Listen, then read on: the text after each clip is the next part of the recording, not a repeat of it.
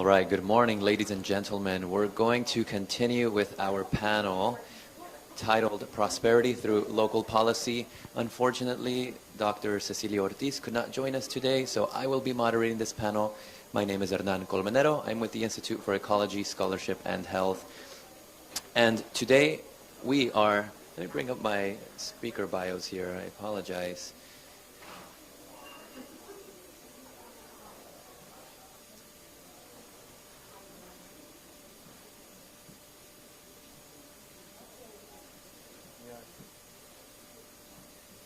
Technology is great until it's not. Alrighty, today we are being joined by Mr. Mario Reina, who was born and raised in Mission, Texas after completing 1 year of college. He's joined the Air Force and worked across the country, stationed in different bases, worked in Spain, lived in San Antonio, Florida, has been all over the world, moved back to Mission in 1996 and worked for South Texas College, local community college, as a director of the business division, and eventually became the dean for business, public safety, and technology. He holds a MA in public administration, bachelor's in business management, and has several other degrees, and is currently on the Hidalgo County Prosperity Task Force, or serves as a consultant for the Hidalgo County Prosperity Task Force. We're also joined by Mr. Art Rodriguez from the City of Brownsville Public Health and Wellness Director. He was appointed as the interim assistant city manager in March 2018 and was responsible for overseeing public works, engineering, traffic, public information systems, services, health and wellness, municipal information systems. Yes. And previously served as the Health and Wellness Director, where he led the city's winning projects for the 2014 All-American City Award and the Robert Wood Johnson Foundation's Culture of Health Prize. He also created a task force to design Brownsville's first reusable bag ordinance and led the city's public health response to the H1N1 and Zika viruses. Dr. Rodriguez has received national recognition as one of 26 Robert Wood Johnson Foundation Public Health Nurse Leaders and is a recipient of the I.E. Scott Award for Outstanding Contributions to the Environmental Health Professions. He was appointed by the Texas Department of Health Commissioner Hellerstadt to the Border Health Task Force to improve the health of all border residents, and has also received a nurse fellowship from the Association of Public Health Nurse. Thank you. We also have Shakira Regosa, who is a registered nurse turned farmer, managing a 20-acre certified organic vegetable farm in Edinburgh, Texas, with her husband, Juan Regosa. Her farm, Terra Preta Farm, provides produce to a local CSA program, farmers market, wholesale markets, and restaurants. In 2020, Regosa co-founded Centley Center for Regenerative Agriculture, where she serves as executive director. The organization aims to reconnect the Rio Grande Valley community to the land and local food system by increasing the accessibility and affordability of local foods through regenerative farming, education, food policy, and research. Thank you for being here. We're also joined by Mr. Joaquin Garcia, so I'm sorry I started without you. He's the organizing director of La Unión del Pueblo Entero. He was born in Rio Grande City and grew up in the border city of Roma, Texas. While growing up, Joaquin and his family migrated to the state of California to work in the fields and fruit packing houses. Joaquin attended Texas A&M International University in Laredo, Texas, where he graduated with a bachelor's in criminal justice and minor in political science. After completing his degree, Joaquin joined the Peace Corps and served as a Peace Corps health volunteer in the Dominican Republic for 2 years, where he worked in rural communities near the Dominican-Haitian border. Joaquin joined La Unión del Pueblo Entero in 2021 as a community organizer in Starr County and now serves as the director of the organizing department at Lupe. He is passionate about working with the communities of South Texas and enjoys traveling to Austin to advocate for the Rio Grande Valley. When not working, he enjoys walking in nature or visiting coffee shops to have a delicious cafecito. Yeah. So thank you all for being here today. We have really, hopefully, rich discussion around prosperity, through this tool of local policy, and we'll be able to relate that to agriculture, food systems, and our own health, because it's all important, right? There's a lot of research that shows that as one socioeconomic status increases, so does health outcomes increase. One's perception and value of environmental causes tends to be more at the forefront of communities with a higher socioeconomic status. So there's a strong relation. Now, I'm not suggesting that there's a correlation between one and the other, but there's a definite association between prosperity and economic prosperity and one's own mental health and other various forms of prosperity and health, right? So all of these things are obviously intertwined, and that's what this panel is going to be about. We're bringing diverse industries on stage and seeing what is your take on health, what is your take on farming, what is your take on economic prosperity in the region, on the community organizations, and how can we all improve our own prosperity simultaneously so that we all succeed both in health and wealth, right? So I'll ask, this question is really for Mr. Mario and Mr. Rodriguez. Whoever wants to chime in first, feel free. Is there an interest in city and county governments to promote and incentivize agroecological farming and to promote sustainable, a sustainable community? Do you see that happening in either in city or county government? You know, I think obviously there's interest in everything that happens in the community, and being with the Prosperity Task Force, the county judge is looking at how we can improve not just this particular subject, but everything else. So there's 12 groups in the Prosperity Task Force, and one of the groups is food insecurity. So I am working obviously with the food bank and other pantry operations, and so one of the things that the food bank is doing, they're trying to promote the idea of how to grow your own vegetables. I mean, that's something that we're doing, and so it's not within, I think, our culture to do gardenings. You know, when I was growing up, you know, we had 1 acre of land, and I don't remember ever planting a tomato. Although I used to go to California just like you, and work in close to Fresno, 5 Points, that area. And we used to work in farms, and I knew about tomatoes, I knew about all the vegetables, but when I came back home, I didn't want to see them. So we didn't have gardenings and those kind of things. And I think, you know, when we talk about the 20 acres, fantastic. You know, I think we should all be involved in growing our own vegetables. The place where I used to work as a teenager, there's about 40,000 acres. We dealt in sections. A section is a square mile. So, you know, we had rows and rows of miles and miles of melons and onions and what have you, but it was not in our culture to do gardening. So the food bank is promoting those kind of things. But I think, if I may, I want to continue a little bit of what we're trying to do here with the Prosperity Task Force. So we're trying to help those that need help. So we have, you know, 4 basic groups, you know, the transportation group, food insecurity, medical, and housing. You know, those are, I think, are key areas that if we can help people not worry about those things, then they can move up to the next level. And the next level meaning that you think about working. A lot of the issues with food insecurity means that you probably don't have a job. And why don't you have a job? Well, there's skills involved. And so what we're trying to do is we're trying to change the way, and I was listening to why Walmart doesn't build Las Colonias. Our economic model does not allow for Walmart to go to a colonia. It just doesn't work that way. HEB doesn't go unless they can make a profit. That's our economic model.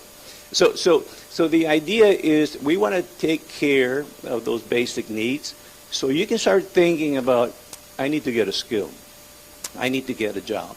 So beyond the first 4 areas that I talked about, we have what we call workforce development, economic development, and higher education. Then in between, we have mentoring, counseling, and finance.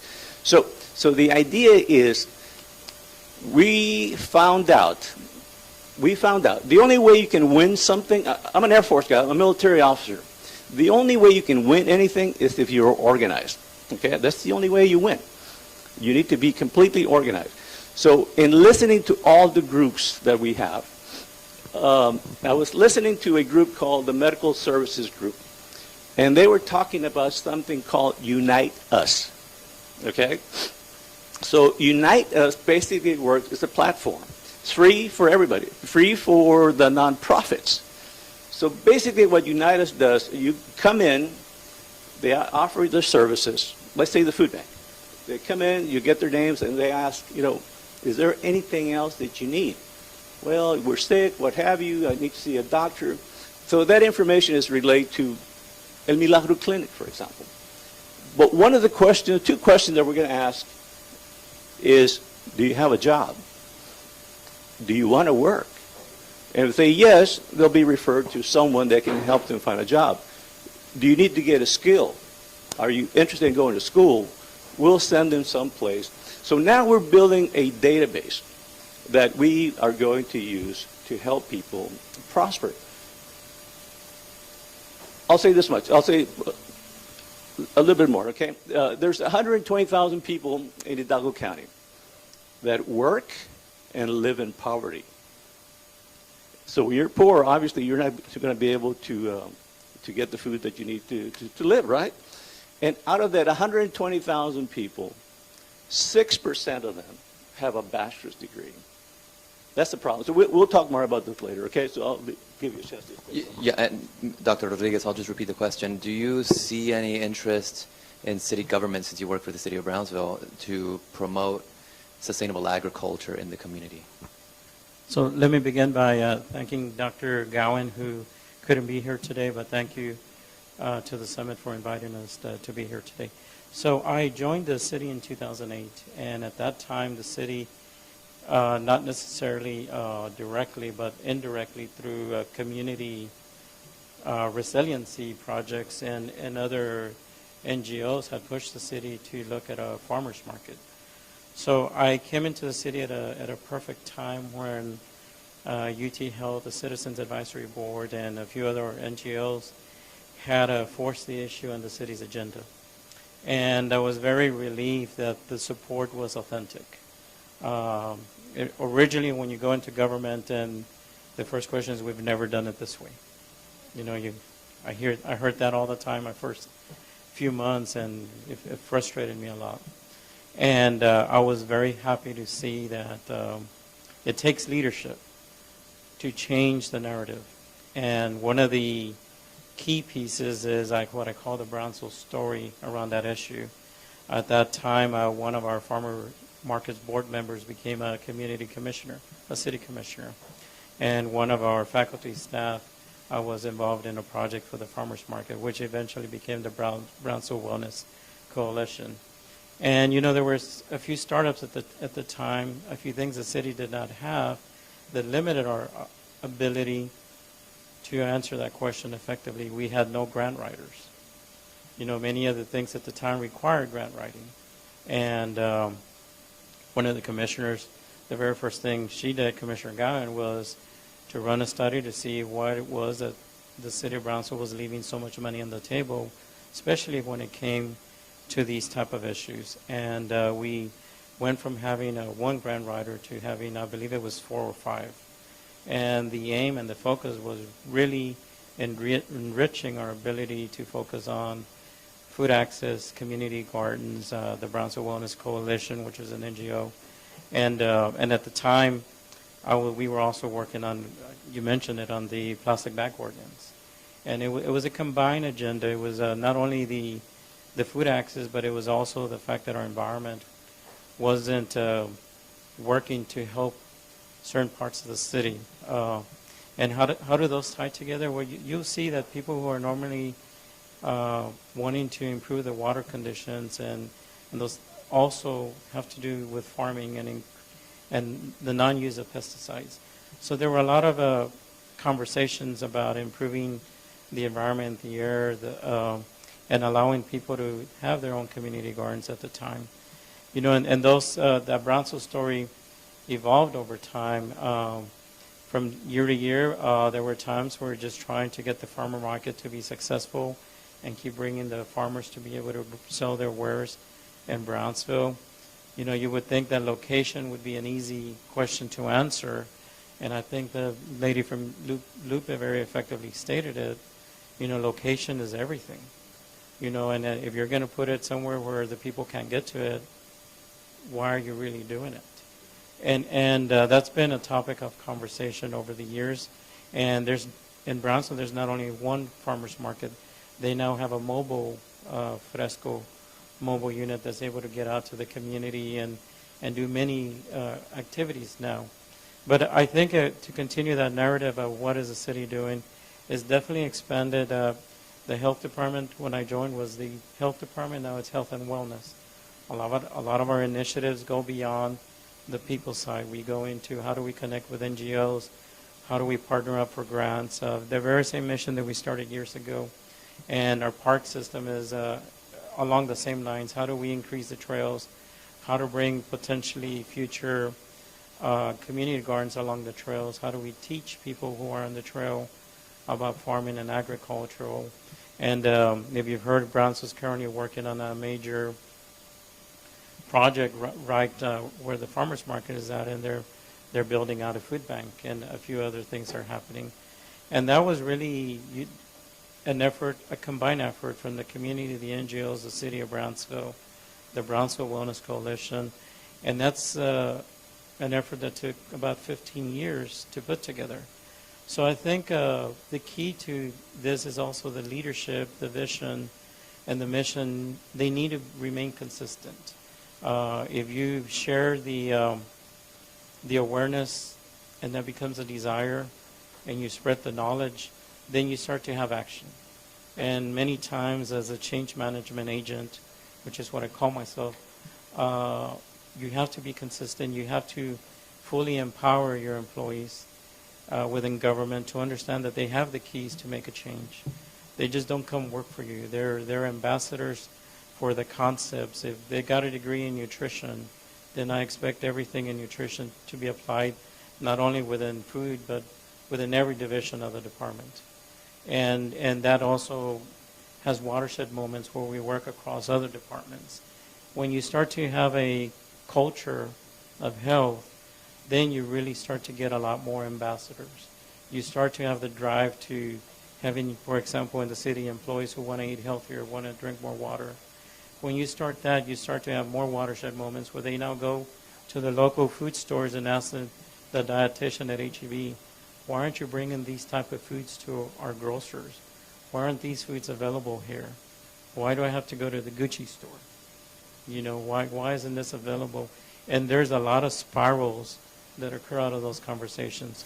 But the key to this is a focus, a multi-year focus, and currently we continue to talk, Dr. Gowan, myself, and Dr. Reiniger, Lisa Mitchell-Bennett, and many other people from the Brownsville Wellness Coalition. We continue to meet through the Citizens Advisory Board, which is now to empower everyday people into helping us keep a lens on the wellness picture. And lastly, I want to just end by saying, you mentioned equitable. You know, that's a key part of the lens. It's not just ceding land to, we lost our HEB downtown. You know, and that's a wake-up moment. That's a watershed moment, because you now find a whole downtown area in Brownsville that is thriving, but you really need to have the conversation about how do you bring the people in to live now, not just shop. And there's a whole economic factor that we oftentimes don't talk about, but we need to be able to have the conversation about the economic prosperity that will occur that oftentimes gets put on the backside. You know, those conversations need to happen in tandem, because you need to make HB understand that their model is outdated, and they need to be able to think with a new generation and be able to bring that to the table. Because I think Lucas said it best. If you have a system, you want to break it and you want to start again, because that model may be 20, 30. Yeah, thank you for that. You even got a round of applause. So what I'm hearing is that there was essentially a motley crew of you who said, hey, things are not working, try to change that, and then you started implementing some of these different policies over the years, for 15 years now. And City of Brownsville, I mean, you all have done some incredible things. And I live in McAllen, so about 4 away, and even I hear about the amazing things you all are out there. So definitely props to you all.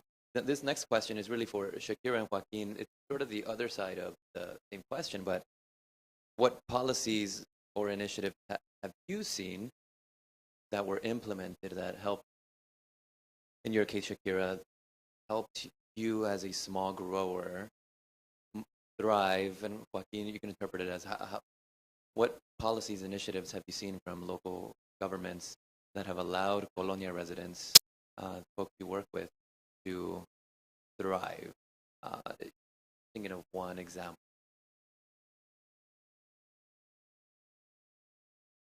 Okay, well, thank you for having us here. So yeah, like we've been mentioning a lot, we work very closely with the community, especially community members of the Colonia. So we work very closely with the city, with the county commissioners. We have 4 commissioners in every county in Texas, FYI. And so with some of them, we work very closely on initiatives such as public light, drainage, road pavement, all these types of issues that maybe city folks are not always aware that people in the colonias are going through. Right now, we're trying to fight for a sanitary bill so that people in the colonias are able to get their trash picked up once a week, like people in the city. A lot of people don't know that the county residents do not have a system in place that provides them with a way for them to dispose of their trash properly. So that's why you see people burning their trash, disposing of it illegally, and whatnot. So these are the fights that we're going through. But I think one of the most impactful initiatives that we've been able to work is putting public light in colonias. And this is very, very important because you might think, well, public lights, how does that help a colonia? Well, if we're talking about it in a health aspect, being able to have public lights at night in a colonia permits a resident of that place, if they want to go exercise and walk around the community at night, now they can do it because now they can do it in a safe way. They're not putting their lives at risk of getting run over by, somebody that's driving at 50 miles per hour in a colonia. Like it happens. That happens. And we've been trying to put speed bumps, but putting speed bumps in a colonia is a whole ordeal. So that's a whole other thing that we need to discuss at another moment. But yeah, so these are some of the things that we're trying to implement because we know that we want people in the communities, in the colonias to live and thrive and live with dignity, like people in the city do. And although we might not have a direct initiative on how to implement healthy policies and whatnot, we're going to work with what the people want us to work. And if their main issues are drainage, public lights, and road pavement, we're going to do that.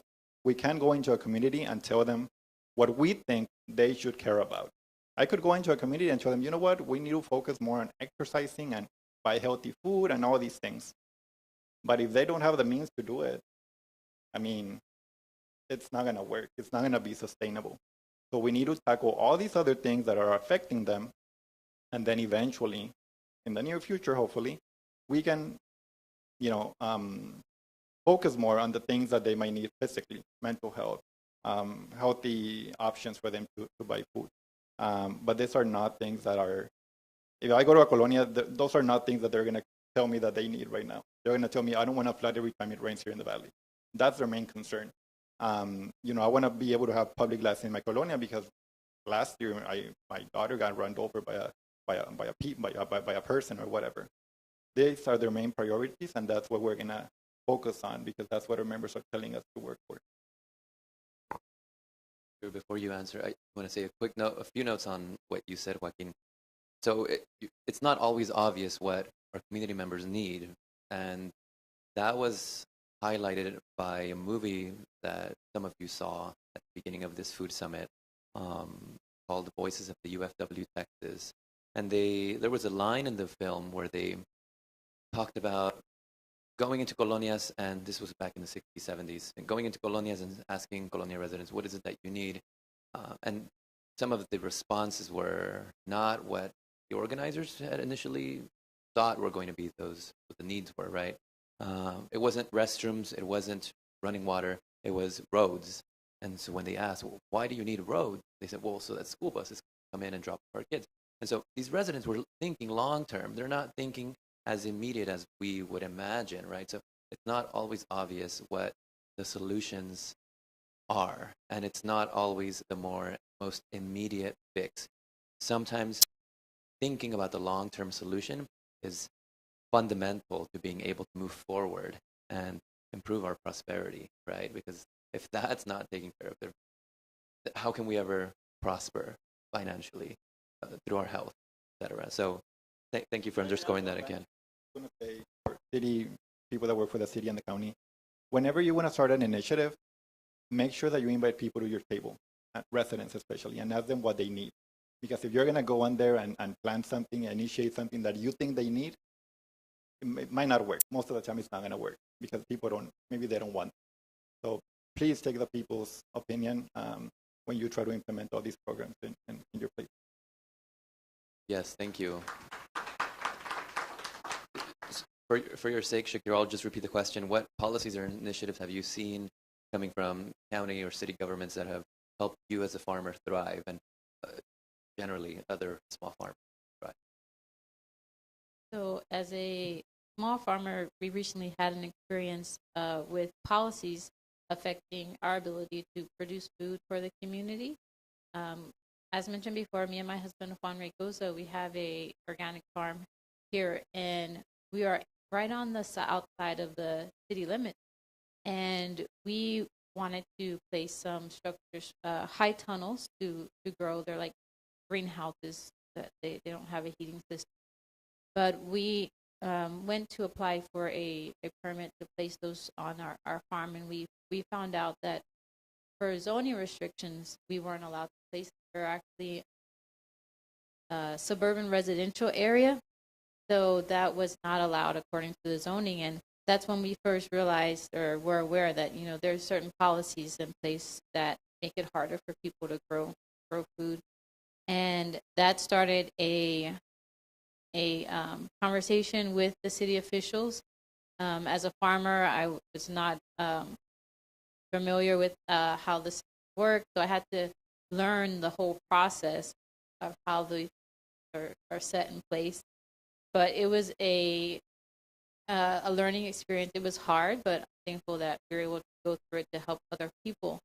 So we went through a process, but they suggested was to apply for a variance to the rule, like try to get a workaround. But the first time we went, there was a misunderstanding or lack of knowledge on why are you farming in the city first off? Like, why are you doing this? The importance of why we need these small farms areas, and also just what are the heights safe. So there was a lot of education. We had to go before a board, and at first off, they denied our request to place the structure farm. So we had to reach out to our community. Over the years, we did have a good, strong support from our customers. We've been going to farmers markets. We've worked with a lot of different organizations, one being like the university, who does a lot of agriculture research, student learning, and coming out on the farm. And so we reached out to those organizations. They also were there to help support us, sharing why it's important to have those structures on the farm and the benefit of it. And so the second time around, the city had received all of this feedback from the community, knowing why it's important, and we were able to get the variance that we needed to place the height. So we are producing lots of food for the community from there, and so the community has benefited. But going through all of that was a big emotional roller coaster. It was a whole year process actually getting those placed. But it also led to a long-term solution, which was farmers coming together in the community. University, Hub of Prosperity, their students came and participated heavily in some discussions with the city. And when they were updating their code, they formed a committee of shareholders of urban local farmers. And we worked with the city for a year and were very influential in drafting up their urban farming ordinance. So now in the city of Edinburgh, if you're in a residential district, you can have an urban farm where you can grow, you can place high tunnels, you can even host educational events. And now there's also an opportunity to apply for a permit to sell your goods to the so before that wasn't allowed. Now that's increased food access and also the economic success of small farms. That's awesome. And I remember you and Juan going through that episode, and I remember how difficult it was for everybody involved. And I know you had a lot of help, community members. So that was just great to see. I think you're pointing to a problem that occurs sometimes within, and Dr. Rodriguez alluded to it earlier, problem that occurs within city and county, just government, where the policies and programs are not nuanced enough for the variety of that, the diverse phenomena that happens in life, right? You're not a huge monocrop farm operation, but when policies are written into the legal code, it treats all farms as this huge industrial production, and so you can't have a farm in the city because people are thousands of acres. But that's not what you're doing. That's not written anywhere. It almost doesn't even exist in legal code. So how can we raise our voices to say, hey, we exist as small farmers, and we are not as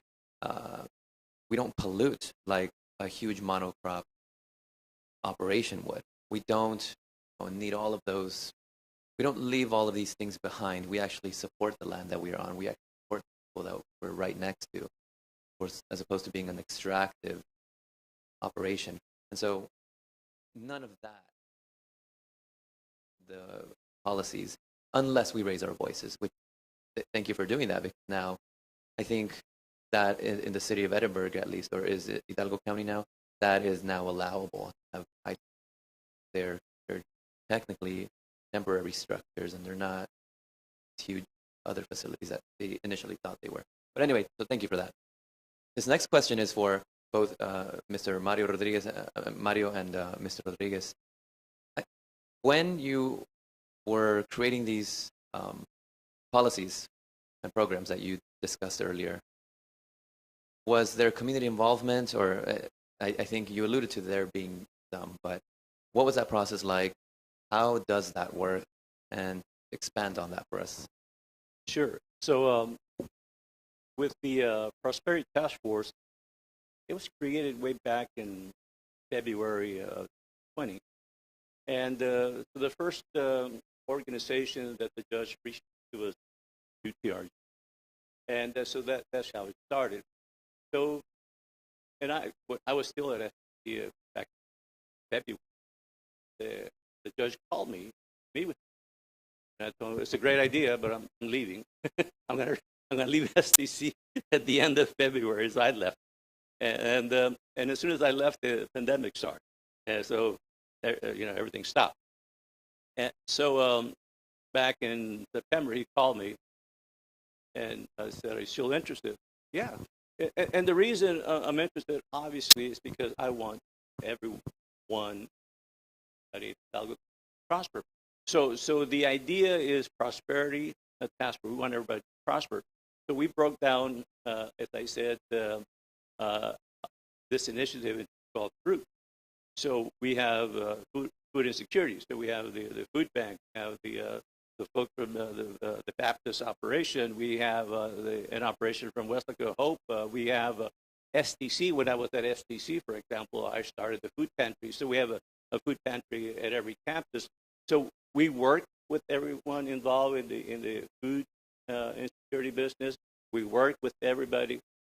There's a bunch of people that are involved. We work with the folks involved with the medical services and Milagro Hope Clinic, and people from the Mission Hospital and what have you. We work with people in transportation, Lower Rio Grande Valley Development Council. They have a transportation operation. McAllen obviously has the transportation. Meals on Wheels is the transportation business. So there's everything, a lot of organizations involved here. And so that is the only way that you can do things. As I said earlier, you have to be organized. And because I can come up with all the ideas, but if I don't talk to you, you say, your idea sucks. Why would I want to do something on my own? So we have everybody involved. Obviously, at the end of this initiative, what is it that we want?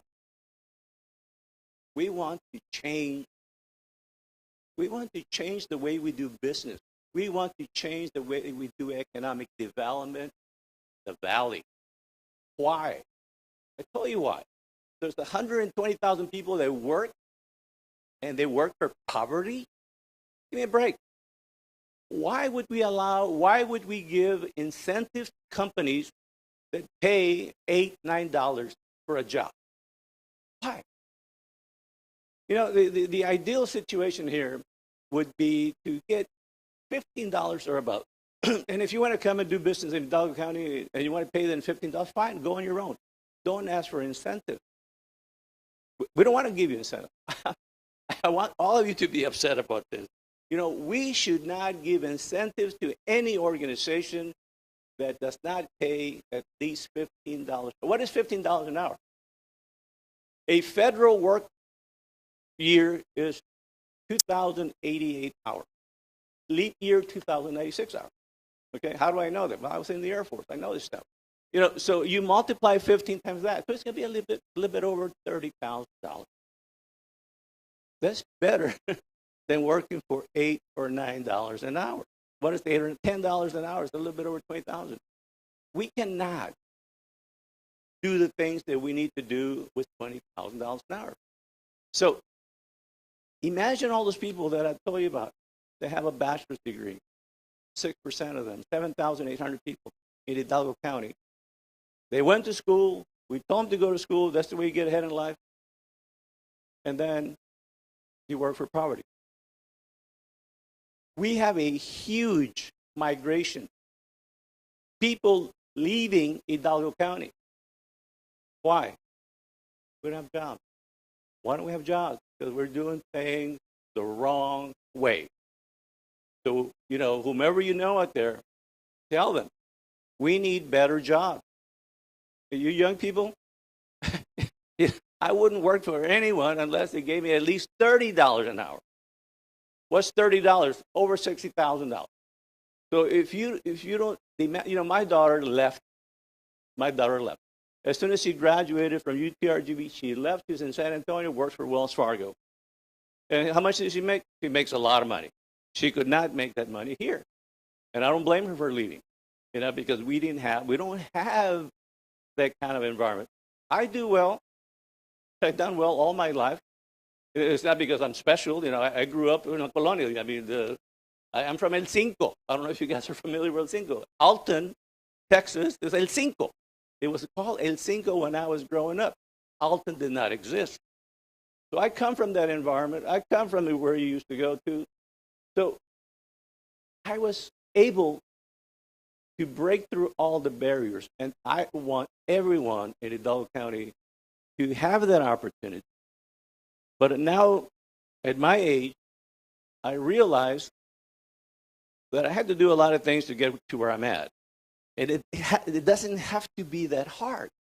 It is hard.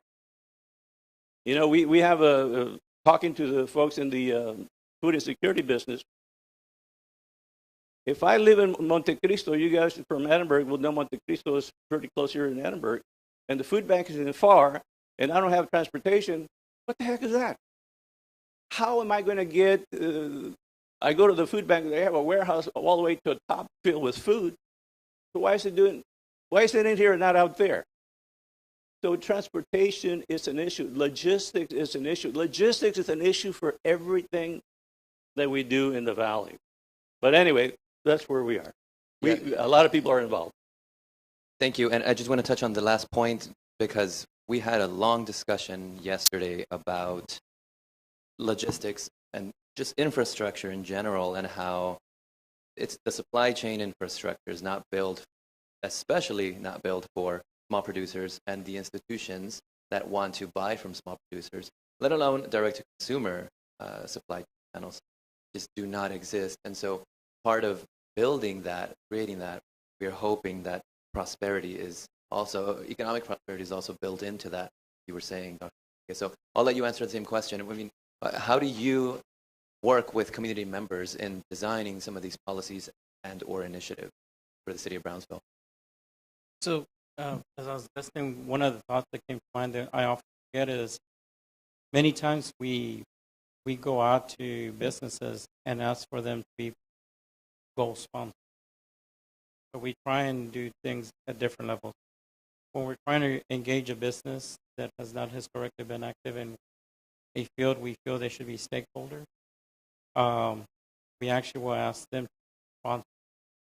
And part of it is the education more than the financial is part on some of the projects. But the other thing we also do is in Brownsville, we've had something called the Vibrant Sector. We've been able to bring Gil Penalosa and Dan Burt and have a walkability assessment. But the library is this one tool that I've used a lot. I call the libraries my second department. I have found them to be out in areas of the community we normally are not present. And I see that this is also a good way to get people into the library system and access to potentially computing and other things. But it also has served as a tool where we're able to continue doing assessment in English and Spanish, and if they don't have the tools, that's the number one thing. You can't engage someone if you can't. And the other thing that the health department that I prioritize is how are we at the city as well. I know that in Southmost, one of our largest segments of Brownsville that has about 45,000 people to itself, they don't get their news from Channel 5. They don't watch. They watch Televisa and Facebook. You know, if I want to put something out, I'm going to do it in Spanish. And I learned this lesson through the H1N1 when I was asking the state to talk about the risk to women who were pregnant. Well, they said, we've sent some money. And I was like, well, I don't hear anything. Where are you putting it? I kept calling and digging and saying, where's that $1 million that you said you were going to spend in the RGV? Finally, one day, just by accident, I hit the wrong button on the radio. And I was driving, I hit it, and it was ESPN's on the AM radio, where I heard the H1N1 messaging, and I picked up the phone and I went, I serve in a task for border health officials, and I was like, who comes up with it? I was like, who are you talking to? I don't know of any pregnant women that sit down and listen to ESPN. And that was another watershed moment for me that I think we're doing a good job, but the message is not getting out. And we laugh about it now, but back then, that's the last thing that was going through my mind because we don't look authentic as public officials. We look like we're just going through the motion. We sound like parrots. And I was like, gee, so part of our initiatives now, to your point, sir, is we want to make sure that we're present and listen. Listening is the key. We can be present, but if we're not listening, it doesn't matter that we shut up. And part of that in engaging the policy is it's also a two-way street. We need to change the barriers so that people feel comfortable showing up. We can say we were there, but if you do it during 8 to 5 when people are at work, you're not reaching the intended. So that's one of the other things that I can't take credit for that. I stand on their shoulders. Our commissioners and some of our other local people who have learned over time when we need to have those items present. One of the other things that I think Brownsville's done well is the non-for-profit. They make us feel uncomfortable right now in the city. And I think that's what they should be doing. If they're not asking us questions and being present about different things, then we lose the lens. The lens gets blurry. And there's nothing wrong with, washing and cleaning the lens and saying you're not seeing things from my perspective. You need to change that camera angle. And I think that's always going to be a dynamic that needs to fix. It's not just it's good for one day, but we forget about it. And I think, again, I keep coming back to the work of leadership. We have to remind ourselves that I was talking about the pandemic to my staff. The people I started with during the pandemic is not the same people I have today. I sometimes have to remind and be a storyteller, even within my own health department, on the wins, the losses, the tribulations that we went through. And these stories, even today, we need to continue storytelling to the youth that is coming up and saying, this is where we're at. Let's keep moving forward. Fundraising is another way policy change.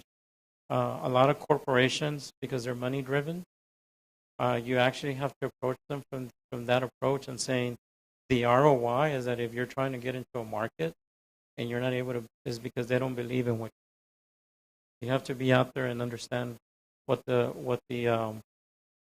economical model is, or the economic development side of things. And I may be the only health director. I know there's another health director in the room, but that's one thing that we talk about. There is wealth and health, and the economic development, the lens is something we can never let go, because being healthy, extending our lives to 80 is where we all want to be. We don't want to be on a dialysis machine at the age of 50. Thank you. All right, thank you. That was great. Okay, I'm going to ask you one more question, and then I think they're going to get me some questions from the audience up here. In the meantime, this question is for everybody. Maybe give us your thought on how we measure the impact or the success of policies. And I suspect we'll have different answers. So I kind of want to hear the different answers. So Shakira, we'll start with you. How do you think we should be measuring a successful policy from your perspective? Like, what entails successful change in local government? This is good for farmers. What does that look like? Well, I'm hoping that it'll encourage more people to go into farming. I know it's a challenge for small farmers to get a product, first off, and then second, to be able to get it to market and transport it. And most farmers do work off-farm jobs, so they're limited in how they market their product. So most of them have to, work after hours and then take off a weekend when the farmers markets are available and open. And then there's just a short window to get your product out there. But with the changes that were affecting our farm, we are able to have the community come to us now. We don't have to go all the way to McAllen to sell our product. It doesn't even get to Edinburgh residents place or the other market in town. I remember just talking about like logistics, and when we were in Westlaco, we would travel to Allen, get our stuff to the farm and to the market, and we would also attend Brownsville farmers, but we had to hire someone in places at the same time. So what I'm hoping is, these changes that were available, that more people will be interested in farming. We need more farmers. I like to see a lot of small farmers serving the community to fix that education too, and increase food access for everyone. So I'm hearing two things. A successful initiative or policy would be when we have more farmers and when that food that is being grown is actually accessible to our own. That's awesome. Thank you. Joaquin, what do you think? What does a successful policy look like from your point of view? Well, I think it's important to go back to the people after a period of time to ask if it actually worked. I think a perfect example that I can come up with is I know during COVID there was a lot of funds sent to South Texas for rent relief. It was probably millions of dollars. Unfortunately, many people were not aware this was available to them. So I think last year, and I could be wrong, I don't remember correctly, but the county had to send back hundreds of thousands, if not $12 million back to the state because people did not take advantage of these funds. Now I know it sounds bad, but at capacity. And, people reach out to Lupe all the time, wanting us to do the work for them. And like Tanya said, we are not charity. We do not do charity. We want to be able to empower people so that they can take responsibilities of their issues and that they can resolve them. We don't want them to depend on Lupe all the time. That's why we teach people how to go to commissioner's court and ask for what they need. It takes time. And I think that one thing that leadership can do in cities and counties is set the example. A lot of people here in South Texas have a very negative view of politicians, and that's the reality of it. And we kind of understand. We hear stories of, people getting arrested all the time. So it's really hard for us to be able to convince a person in the community that their voice matters. So being able to set the example, work with them, listen to them. By the way, I want to give a shout out to Hidalgo County because their county commissioners has interpretation services for people that only speak Spanish. Hopefully Cameron can one day do that. And that was, thanks to Lupe and people like Arise. And it took time. Yeah, sí se puede. Because like Mr. Rodriguez was ¿verdad? Like he was mentioning, it's important to be able to listen to the people. And we're going to commissioner's court in Cameron County more often now. So we're going to do some noise over there in the future. And eventually Stark County. But yeah, like measuring success is, they did really work. Hidalgo County, I think they could have done so much more promoting these funds in the communities, but they didn't have anybody promoting it out there in the colonias or whatnot. So it's hard for people to, know that these funds are there when they're not even aware. And as much as they want Lupe staff to go and promote it, we also have responsibilities. And sometimes we would love to do all these things, initiatives, and help others, but we also need to be conscious about our staff. And I tell Tanya all the time, Tanya, I'm not going to overwork my staff. I need to be conscious of their mental state and their physical state. So I'm not going to put them to do all these range of things that are they're going to benefit the community a lot, but they're going to burn out my team. And I don't want to lose, people in my team because I know they're passionate about what they do and they love the communities. So I need to be conscious of that as well. So yeah, I think setting the example and going back to them and asking people like, is this really working? Is this actually changing your life or helping you live a better life with dignity? So I think that's the take for me. Thank you. So I'm hearing two things. When we hear the voice of the people, when we hear people raising their voice, and also utilizing the amazing wealth of resources we have here, underutilized wealth of resources, because we have a wealth of cultural wealth, historical legacy, and agricultural wealth. Sometimes it's not being leveraged. We need ownership of that. Ours, use it. But when we do that, when we raise our voices, that's success. Yeah, awesome. Thank you. Mr. Mario, what does success look like to you? I look at numbers, okay? Just to give you an idea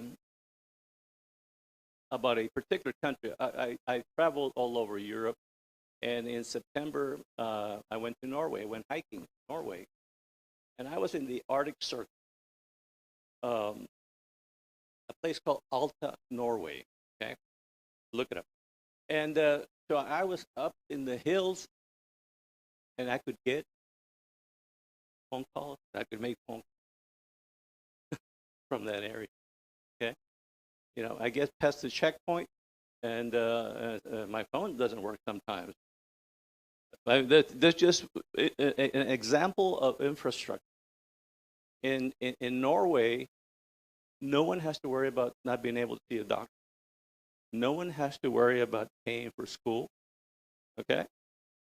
I mean, all the countries that I went to in Europe, and I lived in Spain, I went to Portugal, Luxembourg, France, Germany, all over the place, Italy. They have something that we need to look at. So where are we right now? In economic development, 60, D. Only 60% of the people in Hidalgo County live above poverty. Is that good? Horrible. Round Rock. You know where Round Rock is? 50% of the people 25 and over in Round Rock have a bachelor's degree. Here in Hidalgo County, 16. 68% of the people 25 and over have high school education. San Antonio, 89. We have a problem. We have a huge problem. And it is really up to you to insist wherever you live, to ask them, what kind of economic development are you doing here that we have those numbers? You know, when I was a dean at STC, I would teach one class in the afternoon just to get a sense of what the students were thinking about. And I would tell them, if you're not involved in what goes on, then you'll never know what's going to happen to you. So you young folks here, you need to be involved in the decisions that are made. We want to change the conversation. And we're, you know, at this point, I really don't care what people say, whether they like what I'm saying or not. It doesn't matter to me. I'm going to say what I need to say. And we are failing in economic development in Hidalgo County. And you need to help us change that dynamic, because all of you, especially the young folk, you have many years to live, and you cannot live with the wages that we pay you in Hidalgo County.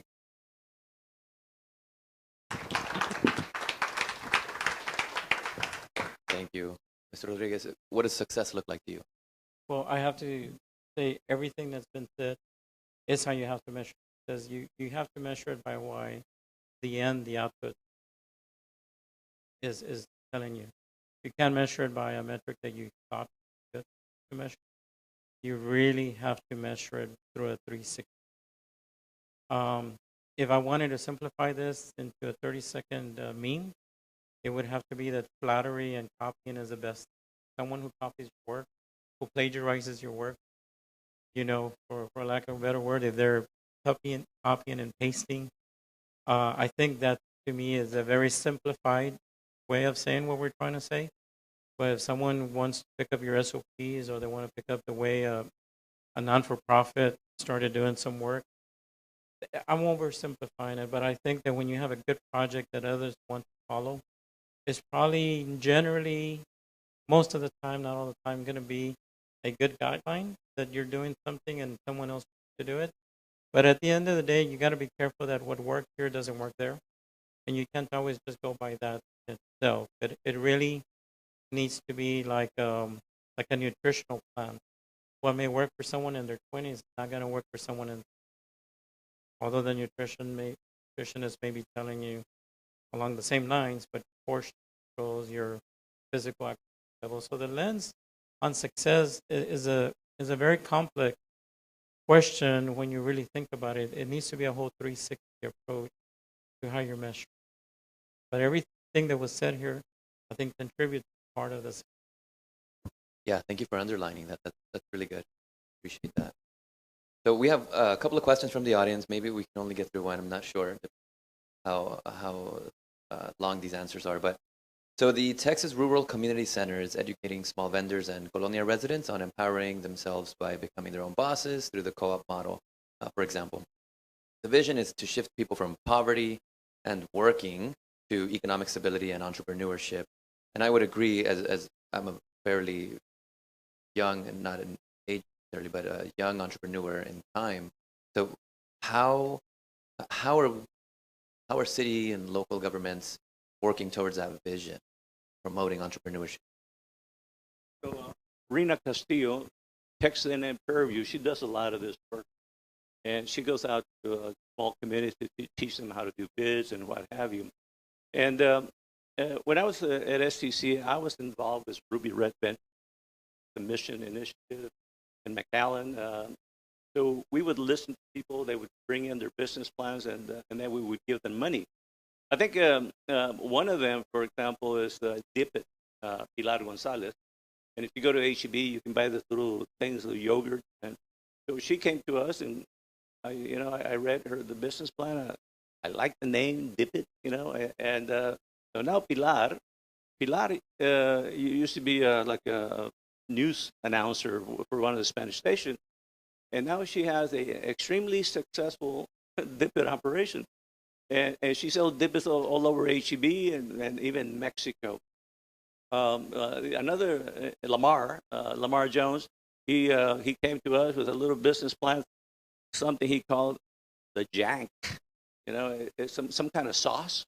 And we listened to the guy, and what we liked about him was he came in with a white suit, a white hat, and a very powerful presentation. And so we liked it. If he can do this, he can sell Jack. And so he's extremely successful. So a lot of the cities have this type of activity where they promote entrepreneurship. But that's one aspect of the many things that we need to do in Hidalgo County. But I think, you know, we need to get people to get educated. There's 120,000 individuals 25 and over that do not have a high school education. You know, if I was going to scream about something, I would be screaming about this. You know, why can't we help these individuals get a GED? You know, we need to help them. And you know, folks involved in that kind of business, you know, somehow, you know, we should be screaming about this. Why can't we help 120,000 people get a GED so they can continue with their education and get a better skill, a better job, and then we would be here talking about food insecurity. Okay. Thank you for that. Yeah. Joaquin, Victor, do you want to answer that from maybe your perspective, or Dr. Rodriguez? How can local government support our community thrive through like entrepreneurship? Yeah, and I think that's great, being able to give those courses or those leadership classes to our folks. And it's something that can be implemented in the different community centers that we have here in Hidalgo County. I know all 4 commissioners have community centers for people. And if they were able to implement these courses for free to the folks there, you know, some of them might take advantage. Unfortunately, Monday? Yeah, en español. Yes, of course. So yeah, if we can promote these courses out there. And I agree, you know, education is very important, but also it's really hard nowadays. A lot of people have to work 2-3 jobs because they are getting paid $7.25. So being able to fit 2 or 3 hours a week to go learn about a skill that they might need, even if they wanted to, sometimes they just can't. They have a family to support, and it's really, really hard.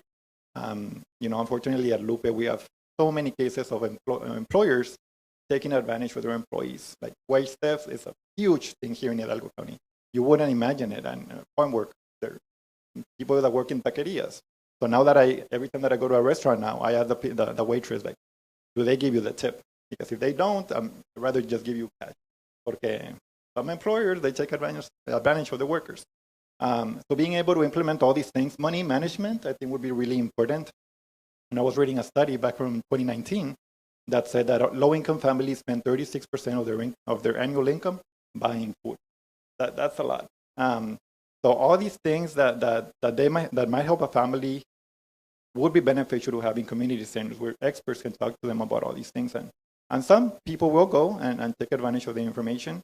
And unfortunately for the others that they can't or they won't, we need to find other solutions that might work for them and adapt to their needs as well.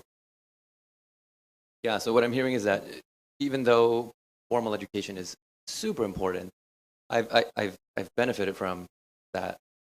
Other type of knowledge and skills are equally as important, and we should be developing those skill sets regardless, right? So let me do time. Okay, it looks like we're out of time. Okay.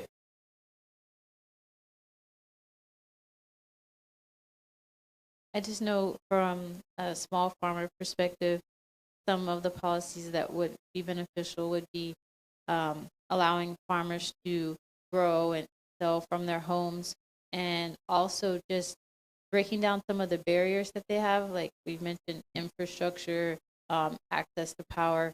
Farmers struggle sometimes with getting permits for water and electricity on a farmland, and those are essential for farmers because they need that water to process and wash, or need access to electricity for their tools or for storage and equipment. So sometimes they face barriers with city ordinance access to those facilities for being able to market and grow and sell. So just being more friendly toward the small farmers that are going to increase the farmers in our area that can feed the community. There's access. facilitating access to all of the things that a small farmer would need to build an app. It is. But also, as well, there is a lot of development. We have a lot of growth, but just thinking of setting aside those green spaces for farmers, and if they don't have their own land, if the city has land, they can also open that farm. Just consider that we're developing. We need to save some green space. Thank you so much for bringing that up. I kept meaning to bring that up during the conversation, so thank you for closing us out on that. Economic development needs to be hand in hand with environmentally sustainable way. It needs to be, because otherwise we push out all the farmers, and now those communities don't have access to space. Totally. Thank you so much. Thank you, everybody. I appreciate your time. Thank you, all of our panelists, for being here.